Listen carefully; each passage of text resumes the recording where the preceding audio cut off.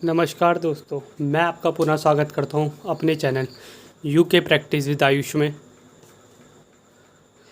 आज आपके बीच मैं हिंदी की एक और डिटेल वीडियो लेकर आया हूं। इससे पहले मैं हिंदी का एक टॉपिक पढ़ा चुका हूं, वो है वर्णमाला। वर्णमाला अगर आपने वो टॉपिक नहीं देखा है तो प्लीज़ मेरे चैनल में जाके वर्णमाला का टॉपिक भी ज़रूर देखिए। उसको मैंने डिटेल में पढ़ाया है और आज उससे आगे की क्लास है आपकी, जिसमें मैं आपको पढ़ाऊँगा नया टॉपिक, स्वरों का वर्गीकरण।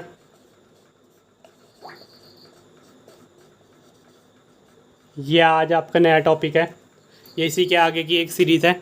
अभी मैंने एक वीडियो उत्तराखंड की भी डाली है, अगर आपने वो भी नहीं देखी तो आप ज़रूर उसे भी देखिए। मैं लिंक दोनों का अपने डिस्क्रिप्शन में दे दूँगा।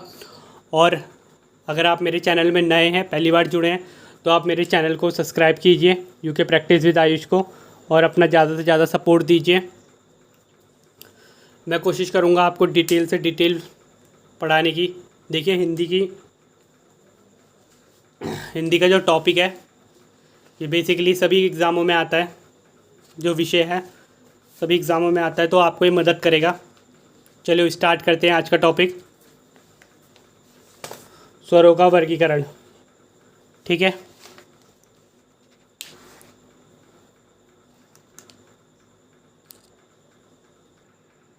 आज हम पढ़ने जा रहे हैं स्वरों का वर्गीकरण।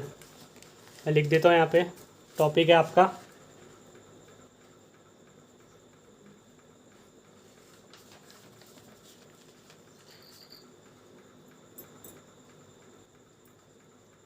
आज का विषय है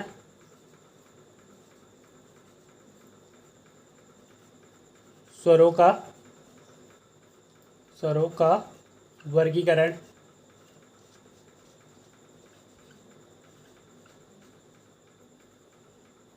देखिए, हमें स्वर तो आपको पता है स्वर कितने होते हैं। अगर आपको ये नहीं पता तो मैंने पहले की वीडियो दे रखी है, वो आप ज़रूर देखिए। देखिए, आज हम पढ़ेंगे स्वरों का वर्गीकरण। देखिए, स्वरों का वर्गीकरण होता है, ये होते हैं 7 प्रकार के। ठीक है, ये होते हैं 7 प्रकार से किया जाता है स्वरों का वर्गीकरण। वो है आपके पास, पहला है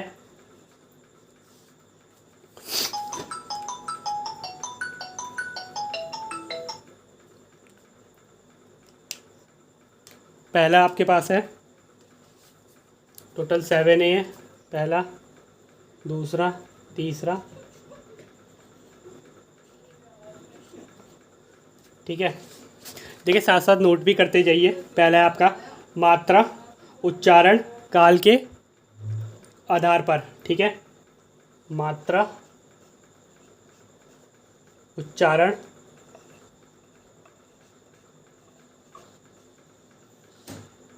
काल के आधार पे।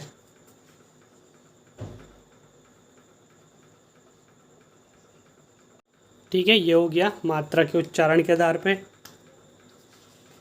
दूसरा है आपके पास जीव के प्रयोग के आधार पे। जीव के प्रयोग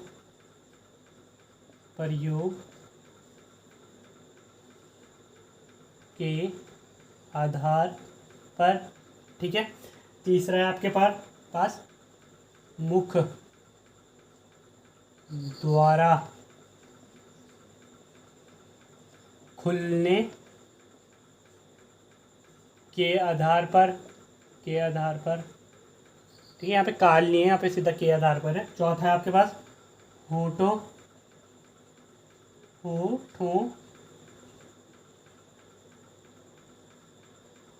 होठों के खुलने के आधार पर। ठीक है,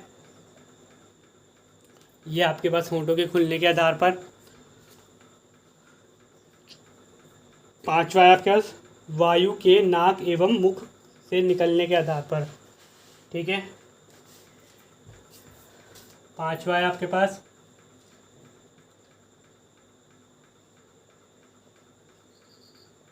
वायु के नाक एवं मुख से निकलने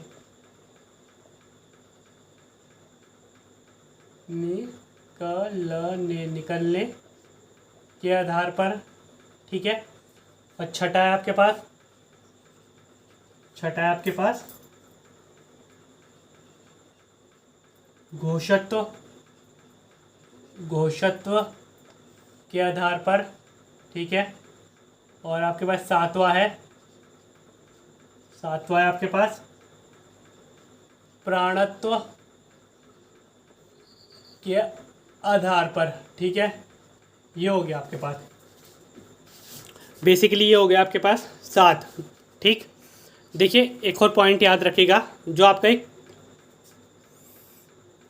जी कहते हैं ना हम कॉमा, इसको कहते क्या है हिंदी में, हिंदी भाषा में आपको पता है इसको हिंदी भाषा में क्या कहते हैं?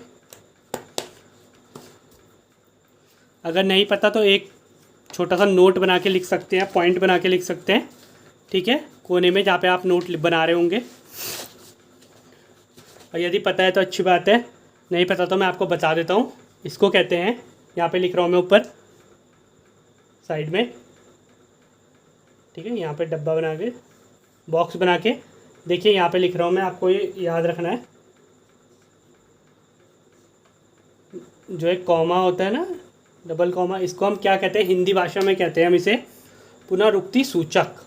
अगर आपसे पूछ लिया जाए इस चिन्ह को क्या कहा जाता है, तो इसे कहा जाता है, याद रखिएगा,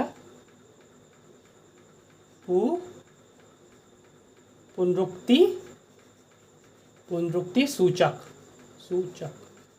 याद रखिएगा, दिख रहा है ना आपको? हाँ, ठीक है, याद रखिएगा, इसे कहता है पुनरुक्ति सूचक। ये हो गए आपके 7, ठीक है। अब ये है मात्रा के, ठीक है। अगर आपने नोट कर लिया है तो नोट कर लीजिए इसे एक बार, फिर मैं आगे बताता हूँ आपको इन सब के बारे में डिटेल से, ठीक है। चलिए अब आगे बढ़ते हैं। चलिए दोस्तों, अब मैं आपको आगे बताता हूँ। पहला पॉइंट है आपके पास स्वरों के वर्गीकरण का पहला पॉइंट है आपके पास, नोट करिए, मात्रा के उच्चारण के आधार पर, ठीक है। पहला है मात्रा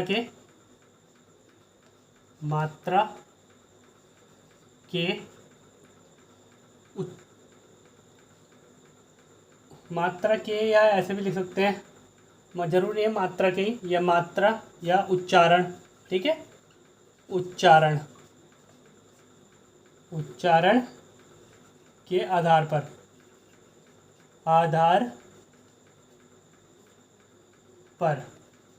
ठीक। यह आपके पास पहला पॉइंट है। अब देखिए मैं आपको बताता हूँ, अब मात्रा के उच्चारण के आधार पर क्या होता है। देखिए इसके भी ना 3 पॉइंट होते हैं, ठीक है। मतलब मात्राएं जो लगती है, जैसे हमारे पास होती है, ये हो गई ए की मात्रा हो गई, ठीक है,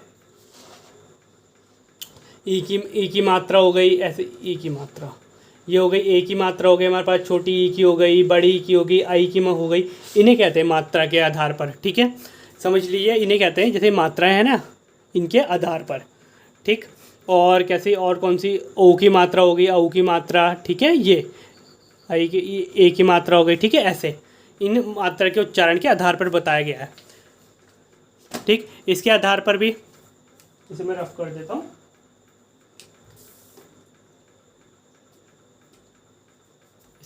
देता हूँ, थोड़ा,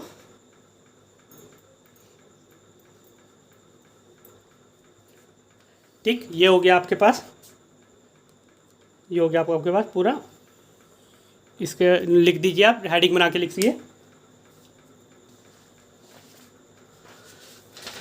मात्रा के या उच्चारण के आधार पर पहला पॉइंट। देखिए इसके भी ना 3 भेद होते हैं, बेसिकली इसके 3 भेद होते हैं, याद रखिएगा, 3 भेद होते हैं।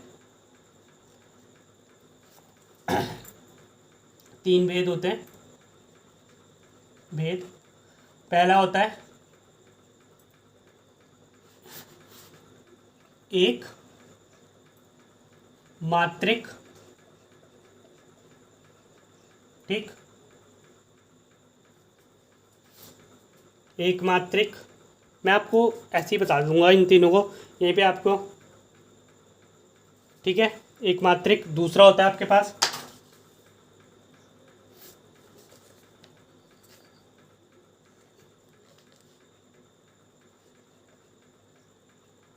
द्विमात्रिक, द्विमात्रिक,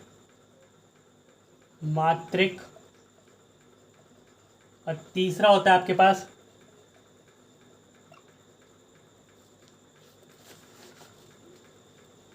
त्रिमात्रिक, त्रिमात्रिक, ठीक है। ये होता है आपके पास 3 पॉइंट।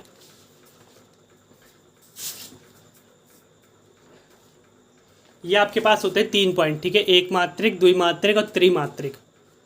शायद ये यहाँ पे लिख लीजिएगा त्रिमात्रिक, ठीक है। अब देखिए आपको पहले पता होना चाहिए एक मात्रिक क्या होता है, तो आप हेडिंग लिख लीजिए एक मात्रिक। पहले हेडिंग है आपके पास, पहला पॉइंट है एक मात्रिक, एक मात्रिक, ठीक है। अब इसकी डेफिनेशन होती है बेसिकली,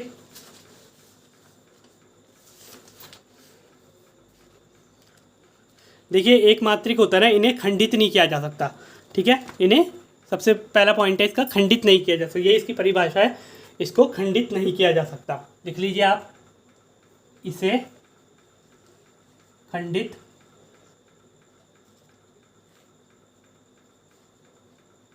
नहीं किया जा सकता।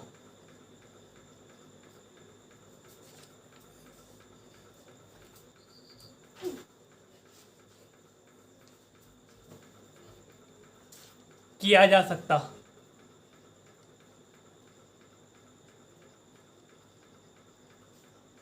ठीक है, इसे खंडित नहीं किया जा सकता। और जैसे कि उदाहरण देख लीजिए आप, उदाहरण, ठीक है। उदाहरण जो होता है, इसके उदाहरण होते हैं आपके पास अ, ई, उ और री, ठीक है। इन्हें खंडित नहीं किया जा सकता। इन्हें बेसिकली जो ये एक मात्रिक होते हैं ना, ये बेसिकली 4 होते हैं, ठीक है, जो मैं आपको बताया 4 होते हैं। और इन्हीं को ना, इनका जो अन्य नाम होता है एक मात्रिक को, मतलब जो ये होते हैं, इनको अन्य नाम क्या होता है, इनका अन्य नाम से बोलते हैं। अन्य नाम लिख सकते हैं आप, अन्य नाम, अन्य नाम। तो अन्य नाम है इनके, लिख सकते हैं आप हरस्व, सुना होगा आपने हरस्व, ठीक है, हरस्व। दूसरा है मूल,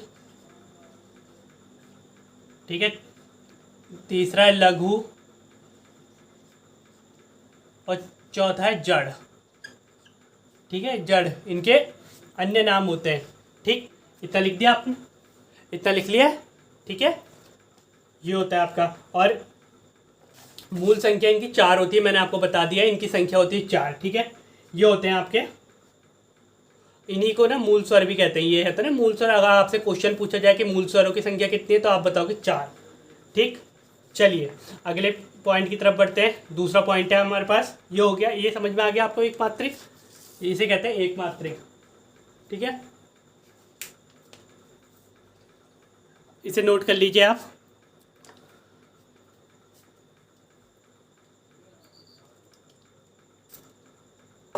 चलिए इतना नोट कर लिया होगा आपने, अब मैं आगे पढ़ाता हूँ।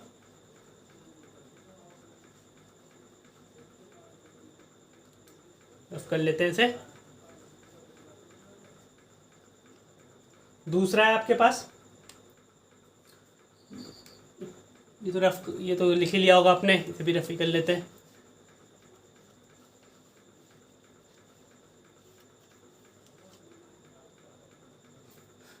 ठीक है, दूसरा है आपके पास द्विमात्रिक।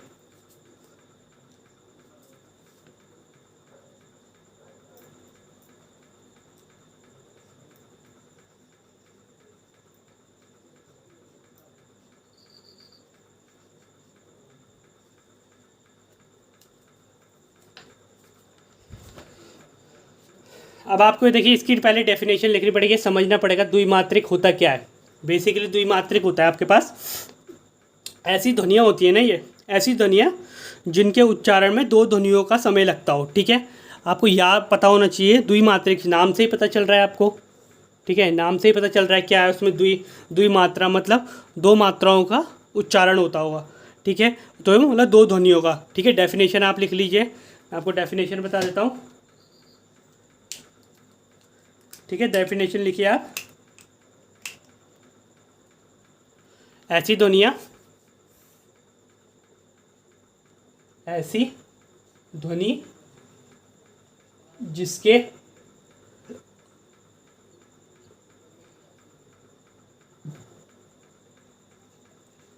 ध्वनियाँ जिसके उच्चारण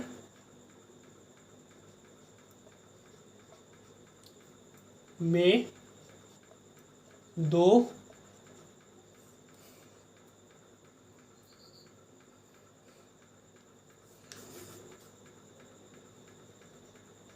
ध्वनियों का समय लगे,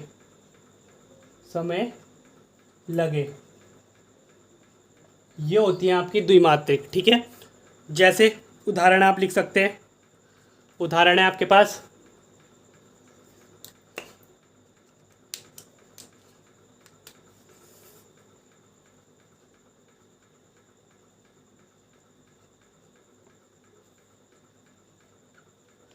उदाहरण के लिए आप लिख सकते हैं,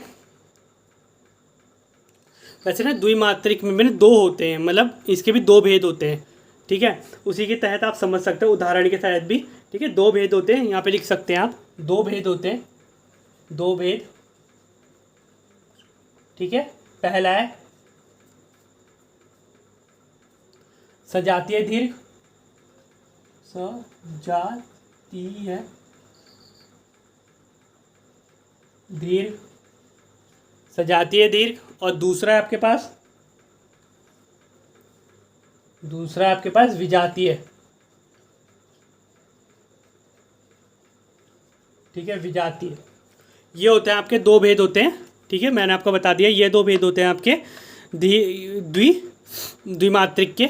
ठीक है, उदाहरण, अब उदाहरण के तहत ही आप समझ जाएंगे कि सजातीय क्या होता है और विजातीय क्या होता है। मैं आपको उदाहरण के तहत समझाता हूँ। ये दोनों उदाहरण लिख सकते हैं आप। अ प्लस अ, ये होता है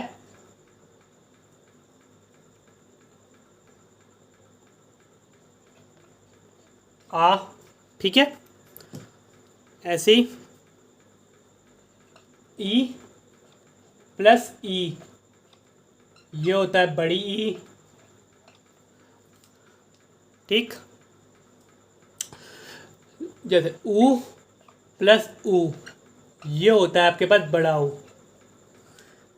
ठीक, ये होता है आपके जिसमें दो समय, मतलब इसमें लग रहा है ना आपको, ध्वनि में उच्चारण के समय दो, अ प्लस आ का दो, मतलब ऐसे बोलने में तो नहीं पता चलेगा आ, पर हम जैसे बोल रहे हैं आ। ठीक है, तो हमें पता है अ और अ को प्लस करके ही, जोड़ के ही आ बना है। तो जो हमारा देखिए इसमें लग रहा है हमें दो दो ध्वनियों का समय लग रहा है, वो लग रहा है अ का और अ का, तो इसलिए बना है आ, हम कह रहे हैं आ। उसके बाद ई का और ई का लग रहा है, तो बन रहा है बड़ी ई।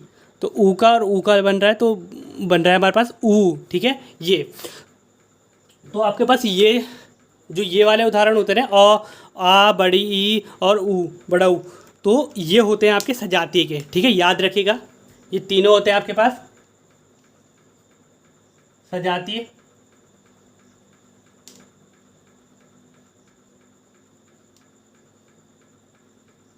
ठीक है, सजातीय दीर्घ होते हैं, ये आपके तीनों सजातीय दीर्घ के उदाहरण हैं। ठीक है, इनकी संख्या होती है 3, याद रखिएगा।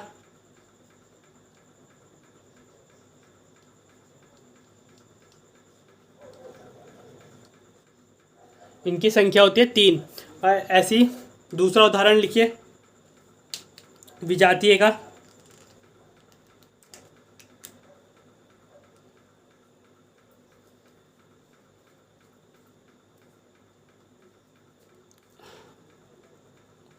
दूसरा विजातीय का होगा, यहाँ से लिखिए अ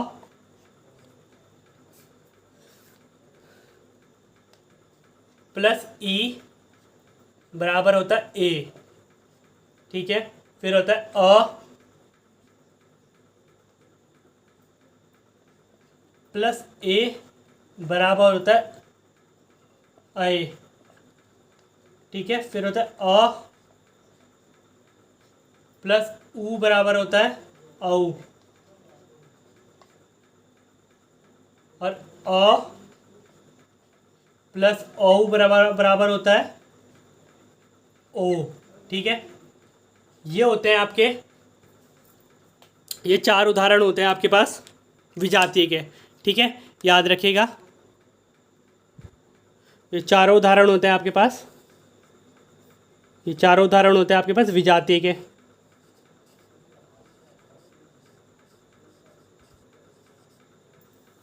ठीक है, विजातीय के, विजातियों की संख्या होती है 4,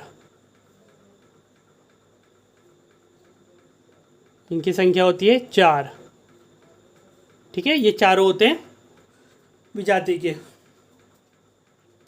अगर आपसे, और इन्हें संयुक्त स्वर भी कहते हैं, ठीक है, इन्हें ना, इन्हीं को अगर आपसे पूछा जाए संयुक्त स्वर किसे कहते हैं, तो विजातीयों को, इन चारों को कहते हैं, ठीक है।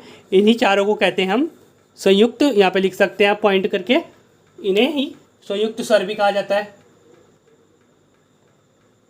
संयुक्त स्वर, ठीक है, संयुक्त स्वर भी कहा जाता है।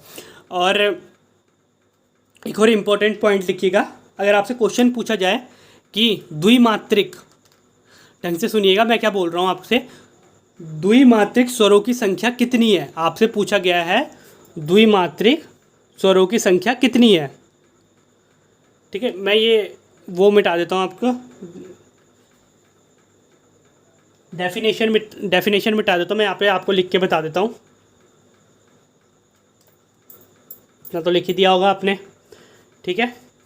तो मैंने आपको पूछा है कि द्विमात्रिक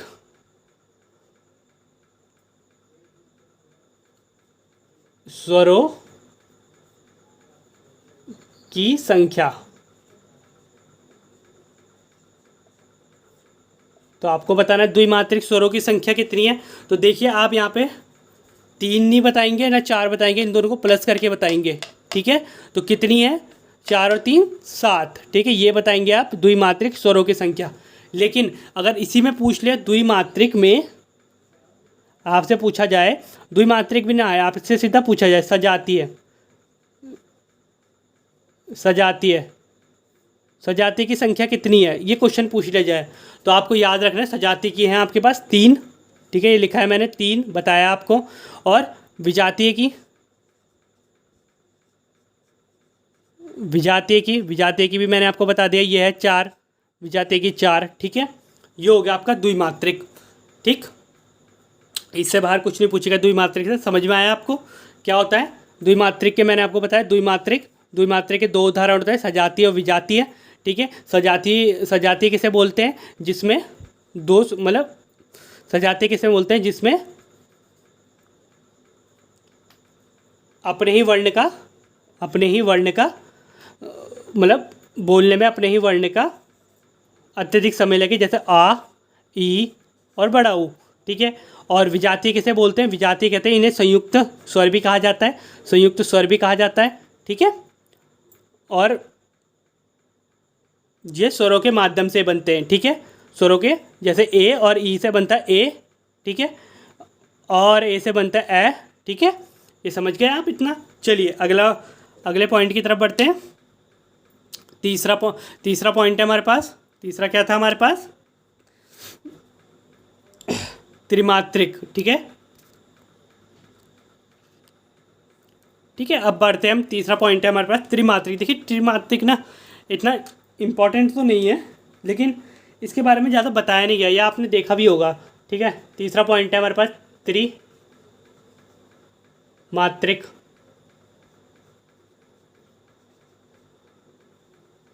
ये इतना ज़्यादा पूछा नहीं जाता, लेकिन आपको तब भी इसकी पहचान जो है ना, पहचान, इसकी पहचान से ही याद रखने हैं, पहचान है जो इसकी पहचान चिन्ह है इसकी, देखा होगा आपने, कई कॉमिक ऐसे कॉमिक्स में भी देखा होगा आपने। तो इस तरीके से एस के माध्यम से डिनोट किया जाता है। जैसे हम कहते हैं कभी कभार सोने के उसमें कहते हैं, मतलब जैसे खराटे उसमें घर, तो ऐसे ऐसे ना घर, तो इसका प्रयोग किया जाता है। ये होता है हमारा त्रिमात्रिक का चिन्ह। ठीक है, ऐसे याद रखिएगा। हम संगीत में प्रयोग करते हैं इसका, बेसिकली प्रयोग हम संगीत, चिल्लाना, उसमें प्रयोग करते हैं। हम कहते हैं नहीं, जैसे चिल्लाते हैं तो उसमें आखिरी में हम ऐसे गर ऐसे करके मतलब चिन्ह का प्रयोग करते हैं कि ये बहुत लंबा साउंड कर रहा है। ठीक है, इसकी ध्वनि बहुत लंबी हो रही है, तो इसका माध्यम का, इस चिन्ह का माध्यम से हम इसको प्रदर्शित करते हैं कि यह त्रिमात्रिक है। ठीक है, ये था बस त्रिमात्रिक में, इसमें कुछ हार्ड नहीं था। चलिए अगले पॉइंट की तरफ बढ़ते हैं। अगला है हमारे पास,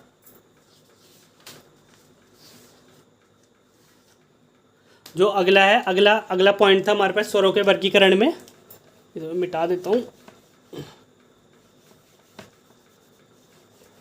अगला पॉइंट था हमारे पास स्वरों के वर्गीकरण में, था दूसरा पॉइंट, लिखिए आप, वो था जीव के प्रयोग, जीव के प्रयोग के आधार पर, प्रयोग के आधार पर। ठीक है, यह आपका दूसरा पॉइंट था, जीव के प्रयोग के आधार पर। देखिए अब इसके भी तीन, सबके तीन प्रकार, इसके भी तीन प्रकार हैं। ठीक है, याद रखेगा, इसके भी तीन प्रकार है, तीन भेद हैं। पहला है आपके पास, पहला, दूसरा और तीसरा। ठीक है, तो याद रखिएगा तीन प्रकार है। पहला है आपके पास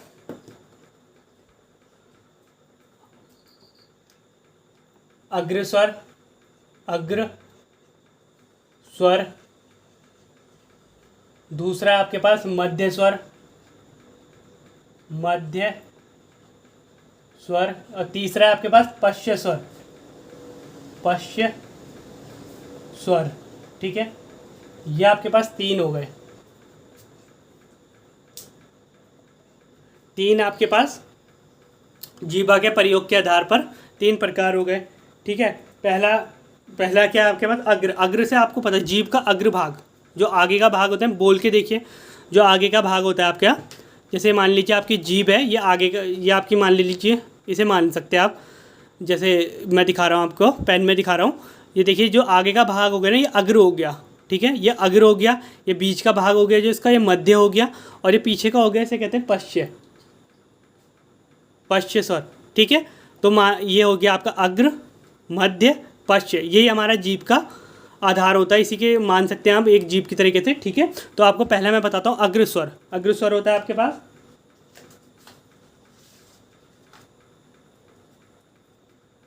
तो आप चाहे तो इसकी डेफिनेशन लिख सकते हैं।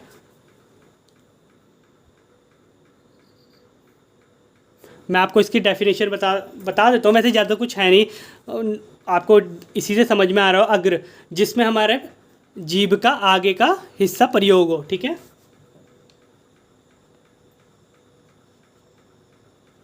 जीभ के अग्र, अग्र, अग्र या आगे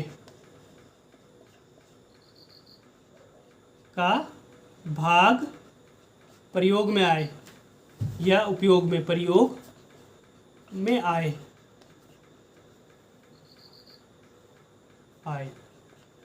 ठीक है, इसे कहते हैं, ये इसकी परिभाषा होगी। लिखना ना लिखना आपकी मर्जी है, बस मैं बता रहा हूँ।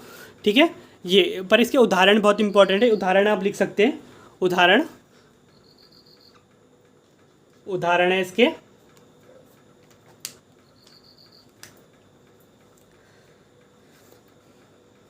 ठीक है, लिख लीजिए। छोटा ई,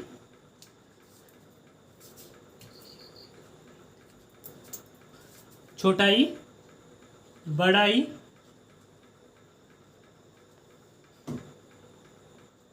ए, आई। ठीक है, ठीक है, ये इसके उदाहरण होंगे। बोल के देखिए, अब आपको बोल के ही देखने में पता चल जाएगा कि कैसा है। देखिए ई लग रही है ना आपकी दांतों में, ई ए आई। ठीक है, देखिए आपको बोलने से पता चल रहा होगा। आपका आगे का जीभ, जो आपकी जीभ का आगे वाला भाग है ना, ये समझ सकते हैं। अगर ये आपको समझना हो तो ये आगे वाला भाग है ना, मान लीजिए ये आगे वाला भाग है, तो ये आपका दांतों में लग रहा है, दांतों के नीचे वाले दांतों में। ठीक है, वो जैसे लग गया ई। बोल के देखिए, ई, बड़ा ई, ए आई, लग रहा है ना, तो ये हो गया आपका अग्र। ठीक है, अब देखिए दूसरा है जो आपके पास,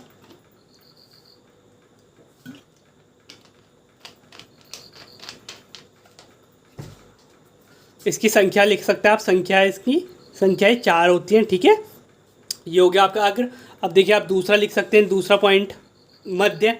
मध्य भी यहीं पे समझ लीजिए। मध्य क्या होता है? मध्य, बोल के देखिए, डेफिनेशन लिखने की ज़रूरत नहीं है, अगर आपको लिखनी है तो मैं बता सकता हूँ। जिसमें हमारी जीभा का मध्य भाग कार्य में आए। ठीक है, प्रयोग में आए, कार्य में आए, तो जीभ का मध्य भाग प्रयोग में आए। ठीक है, प्रयोग में आए। ठीक है, इतना आप डेफिनेशन खुद भी लिख सकते हैं, लिखने की आदत होनी चाहिए। ठीक है, लिखिए। तो इसमें देखिए, इसका एक ही उदाहरण है। उदाहरण से समझिए, इसका एक ही उदाहरण है, वो है अ। ठीक है, बोल के देखिए, अ लग रहा है ना आपका, तालू वाला हिस्सा नीचे, जीभ का नीचे वाला हिस्सा तालू में, अ। ठीक है, अ, ये हो गया आपका उदाहरण। ठीक है, मध्य स्वर का उदाहरण हो गया आपका अ। ठीक, चलिए अगला है पश्च स्वर। अब पश्च स्वर की परिभाषा आप खुद भी लिख सकते हैं, जिसमें हमारे जीभ का पश्च भाग प्रयोग में आए। ठीक है, डेफिनेशन लिख लीजिएगा, पश्च भाग प्रयोग में आए। ठीक, उदाहरण से बता सकता हूँ मैं आपको, उदाहरण है इसके, उदाहरण से समझिए आप।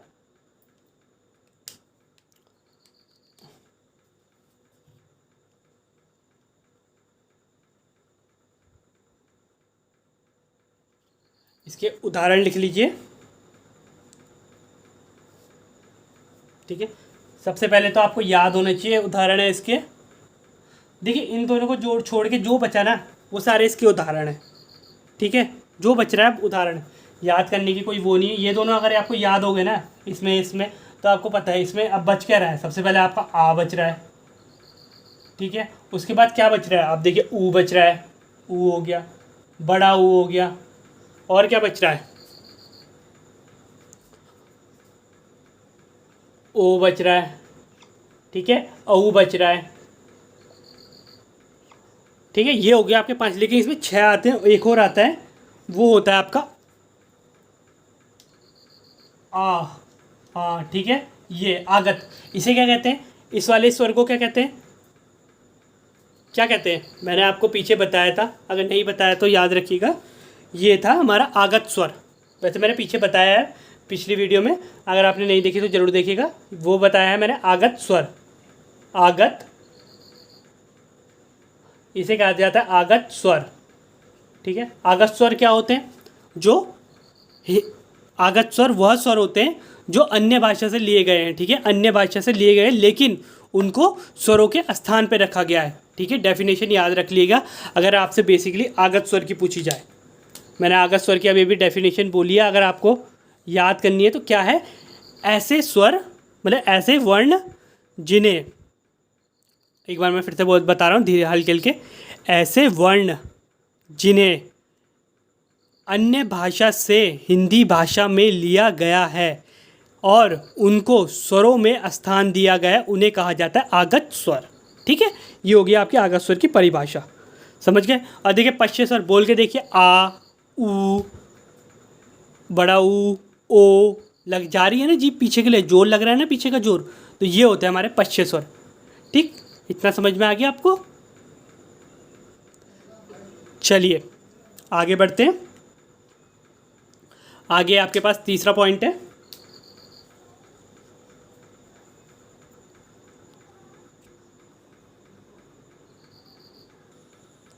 ठीक है, चलिए अगले पॉइंट की तरफ बढ़ते हैं। अगला पॉइंट है हमारे पास तीसरा है मुख द्वारा खुलने के आधार पर, ठीक, मुख द्वारा खुलने के आधार पर। ठीक है दोस्तों, देखिए मैं पहले ही लिख चुका हूँ तो मैं आपको यहीं से बता देता हूँ, आप यहीं पे समझ लीजिए।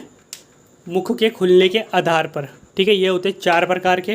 पहला होता है आपके पास विवृत, दूसरा होता है अर्धविवृत, तीसरा होता है संवृत, चौथा होता है आपके पास अर्धसंवृत। ठीक है, 4 प्रकार हो गए। सबसे पहले आपके पास होता है विवृत। विवृत क्या होता है? जिसमें हमारा मुख पूरा खुला होता है। ठीक है, पूरा खुला होता है। उसका उदाहरण है आपके पास अ। ठीक है, याद रखिएगा, अ उदाहरण हो गया। ऐसी अर्धविवृत, अर्धविवृत क्या होता है? जिसमें हमारा मुख आधा खुला होता है, मतलब मुंह आगे का ना, होंठ जैसे, तो आधा खुला होता है उच्चारण के समय। वो होता है, जैसे बोल के देखिए, अ, ए, औ, अंग। ठीक है, ये बोल के देखिए एक बार। जिसमें हमारे, और तीसरा होता है हमारे पास संवृत। संवृत में क्या होता है? इसमें ना हमारा मुंह लगभग लगभग बंद ही होता है, लगभग मान सकते हैं बंद होता है। तो बोल के उच्चारण करके देखिए एक बार, ई, बड़ा ई, ऊ, बड़ा ऊ। तो हमारे होंठों की आकृति कैसे बन रही है? मतलब बंद, लगभग चिपकने वाली। ऐसी अर्धसंवृत। अर्धसंवृत क्या होता है? जिसमें हमारा मुंह तो आधा बंद हो जाता है, जिसमें हमारा मुंह लगभग आधा बंद हो जाता है। कैसे? देखिए, ए, ओ। ठीक है, ये हो गया हमारा अर्धसंवृत। देखिए, सबसे ज़्यादा कन्फ्यूज़न होता है ना, वो होता है हमारा अर्धसंवृत और अर्धविवृत में, क्योंकि ये लगभग एक ही जैसी डेफिनेशन होती है और उसके उदाहरण भले अलग अलग हो, पर इसके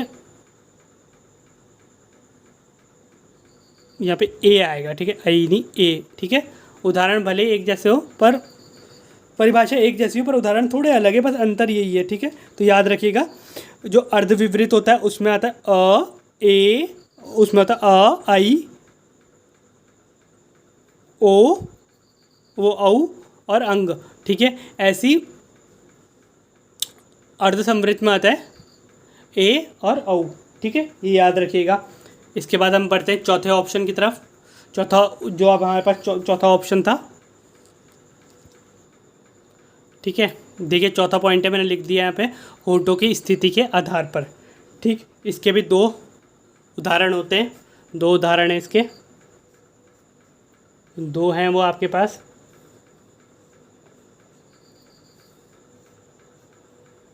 ठीक है, पहला है आपके पास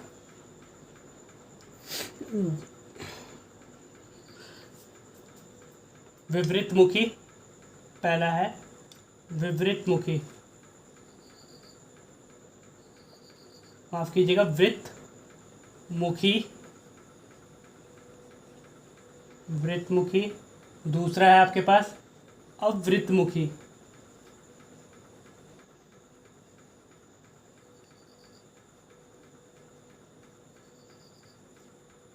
ठीक है, आपको देखिए वो इसी से समझ में आ रहा होगा आपको क्या बता रहा है। तो इसमें क्या होता है,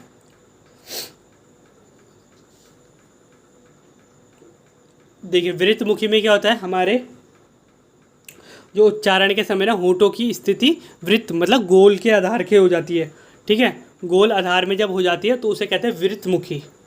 ठीक है, वृत्तमुखी जब हमारा होंठों का आकार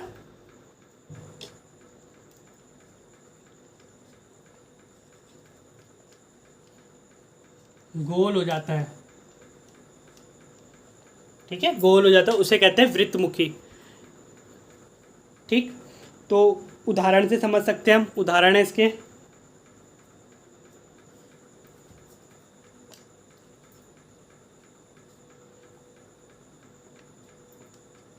ऊ, बड़ा ऊ, ओ, औ और अ। ठीक है, ये हो गया इसके 5 उदाहरण। देखिए, बोल के देखिए, आप पहले एक बार बोल के देखिए, खुद बोल के देखिए, आपको खुद ही पता चल जाएगा। वृत्तमुखी, गोल आधा, होंठ हमारे गोल हो रहे हैं ना। चलिए दूसरे का भी उदाहरण देखते हैं, तब आपको अपने आप समझ में आ जाएगा। दूसरे का उदाहरण है हमारे पास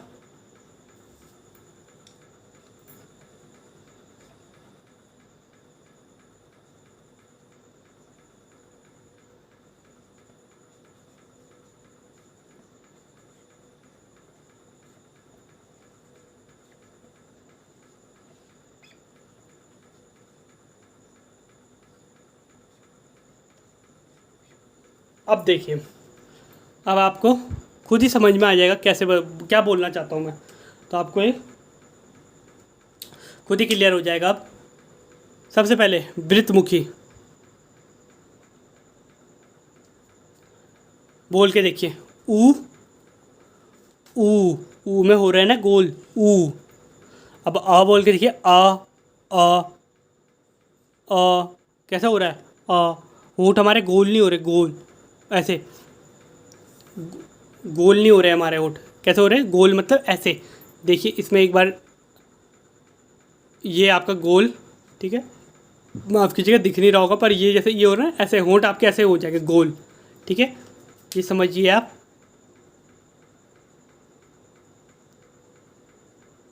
ठीक, तो विपरीत में आता है ऊ बड़ा ओ औ और अंक, ठीक है, चंद्रकार, ठीक है, ये समझ सकते हैं। अब विपरीत में आ ई ए, ठीक है, होंठ मतलब हमारे आयत की तरह हो रहे हैं, खींच रहे हैं, खींच, गोल नहीं हो रहे, खींच रहे हैं हमारे होंठ। अब विपरीत में हमारे होंठ खींच रहे हैं, जैसे ई खींच रहा है ना, ई बोल के देखिए, खींच रहे हैं होंठ। लेकिन विपरीत में हमारे होंठ कैसे हो रहे हैं, ऊ आगे के लिए खींच रहे हैं, मतलब गोल बनने की कोशिश कर रहे हैं, ऊ ओ औ, ठीक है। ये हो गया आपका चौथा पॉइंट भी क्लियर, ठीक, इतना नोट कर लिया होगा तो आप नोट कर लीजिए।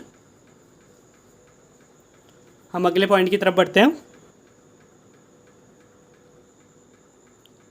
ठीक है दोस्तों, मैंने यहाँ पे लिख दिया पहली, तो आप पढ़ सकते हैं, वायु के नाक एवं मुख के निकलने के आधार पर, ठीक है, ये आप समझ गए होंगे। आपको देखिए हेडिंग से पता चल गया, ये स्वरों का वर्गीकरण का 5वां भाग है, ठीक है, मतलब 5वां भेद है, ठीक। देखिए अब आगे समझिए, आगे इसमें भी देखिए, इसमें ना 5वें भाग में मतलब वायु के नाक एवं मुख से निकलने के, इसके भी 2 भेद होते हैं, ठीक है। पहला होता है आपके पास अनुनासी, दूसरा होता है निर्नुनासिक, ठीक है। लिखिए, पहला होता है अनुनासिक, इसके होते हैं 2, पहला होता है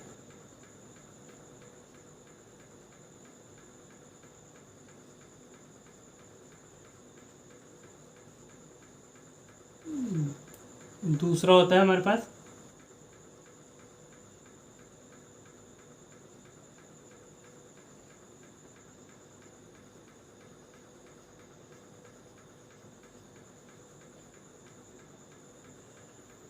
ठीक, ये 2 होता है, एक वो होता है आपके अनुनासिक, दूसरा होता है निर्नुनासिक, ठीक। अब देखिए आपको समझना है, अनुनासिक क्या होता है हमारे पास, सबसे पहले अनुनासिक होता है आपके पास जिसमें हमें चंद्रकारा बिंदु दिखाई दे, ठीक है, क्या दिखाई दे, चंद्रकारा बिंदु, याद रखिएगा, जहाँ पर भी हमें ना ऐसा चंद्रकारा बिंदु दिखाई दे, इसे कहा जाता है चंद्रकार बिंदु, चंद्र बिंदु मतलब चंद्र आकार का बिंदु, तो वो अनुनासी होता है, ठीक है, ये इसकी पहचान है। और निर्नुनासी क्या होता है, जहाँ पर चंद्रकारा, मतलब इसकी कोई पहचान ही नहीं है बेसिकली, ये तो इसकी पहचान हो गई, अनुनासी की पहचान है, लिख सकते हैं आप पहचान, तो इसकी पहचान हम इससे करते हैं। लेकिन निर्नुनासी की पहचान कुछ नहीं हो, तो इसमें डेफिनेशन के तरह समझ सकते हैं कि जहाँ पर चंद्रकारा बिंदु का प्रयोग नहीं होता, जहाँ पर चंद्र बिंदु का प्रयोग नहीं होता,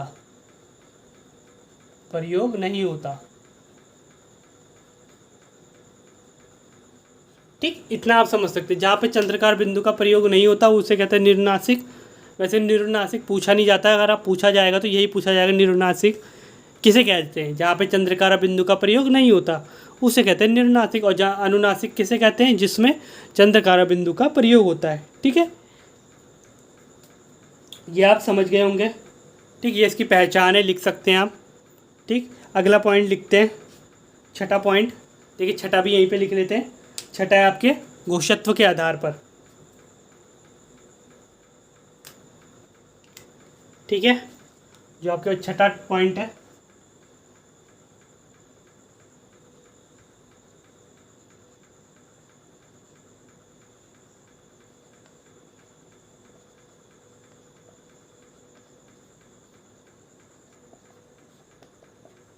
ठीक, आपके पास छठा पॉइंट है आपका घोषत्व के आधार पर। तो इसके भी दो उदाहरण होते हैं घोषत्व के। एक होता है,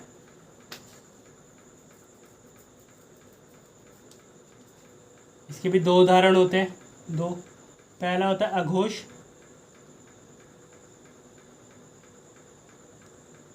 और दूसरा होता है सघोष। सघोष बोले या घोष बोलो, ठीक है। अब घोष सघोष क्या होते हैं ये मैं आपको आगे बताऊंगा, लेकिन तब भी थोड़ा सा समझ लीजिए क्योंकि आगे भी इसके बारे में चर्चा है, तो इसको आगे ढंग से डिटेल में बताएंगे। यहीं पे आपको मैं छोटा सा एक पॉइंट बता सकता हूँ। सघोष वो होता है जहाँ पे शक्ति लगती है, बोलने में हमें ज़्यादा शक्ति लगती है, ठीक है।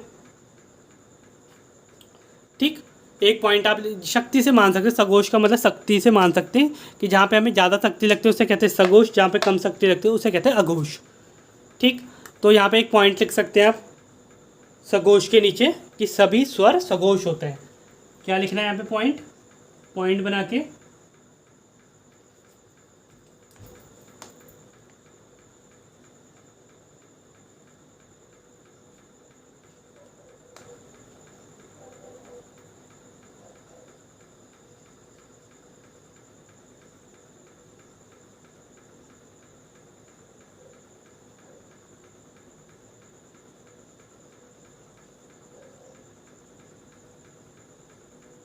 ठीक है, ये पॉइंट लिख लीजिए आप। आपको लिखना है सभी स्वर सघोष होते हैं, ठीक है, ये हो गया। चलिए आगे बढ़ते हैं, इतना आपको समझ में आ गया। अब अंतिम पॉइंट पढ़ते हैं, स्वर्गों के वर्गीकरण का अंतिम पॉइंट है हमारे पास। ठीक है दोस्तों, देखिए यहाँ पे अब मैंने सातवां पॉइंट लिख दिया है। सातवां पॉइंट है आपके पास प्राणत्व के आधार पर, ठीक है। प्राणत्व के आधार पर मैंने लिख दिया सातवां पॉइंट। अब देखिए इसके भी ना दो भेद होते हैं, ठीक है, दो भेद होते हैं प्राणत्व के आधार पर। आप लिखिए, पहला है, दो भेद होते हैं इसके, अल्प प्राण, दूसरा है महाप्राण।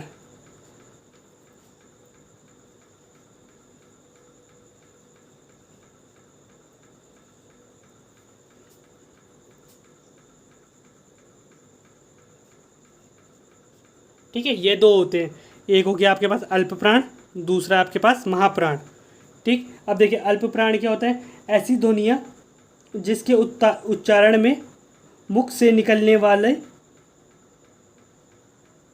तो अल्प प्राण मतलब जिससे ना, अल्प प्राण होता है जिसमें ना उच्चारण के समय मुख से निकलने वाली ध्वनि कम निकलते हैं, ठीक है, कम निकले, उसे कहते हैं अल्प प्राण। ठीक है,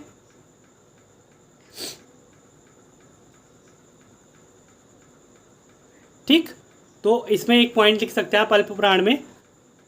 चाहे तो आप इसकी परिभाषा भी लिख सकते हैं, परिभाषा तो आप अपने आप लिख सकते हैं। मैंने आपको बता दिया कि जिसमें जो हमारे मुख से निकलने वाली ध्वनि कम निकलती है उसे कहते हैं अल्प प्राण। ठीक है, और दूसरा हो गया आपके पास,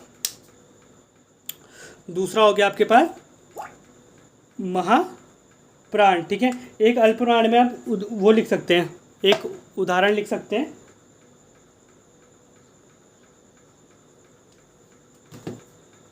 पॉइंट लिख सकते हैं आप, सभी स्वरों में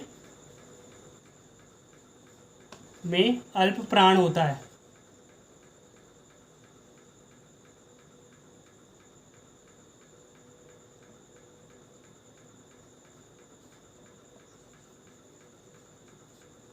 तो ये पॉइंट लिख सकते हैं आप अल्प प्राण में।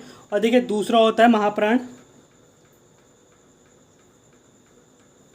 जिसके दूसरा होता है, दूसरा इसका विपरीत ही होता है, विपरीत आप समझ चुके होंगे, जिसके उच्चारण में ध्वनि अधिक निकलती हो। ठीक है, अधिक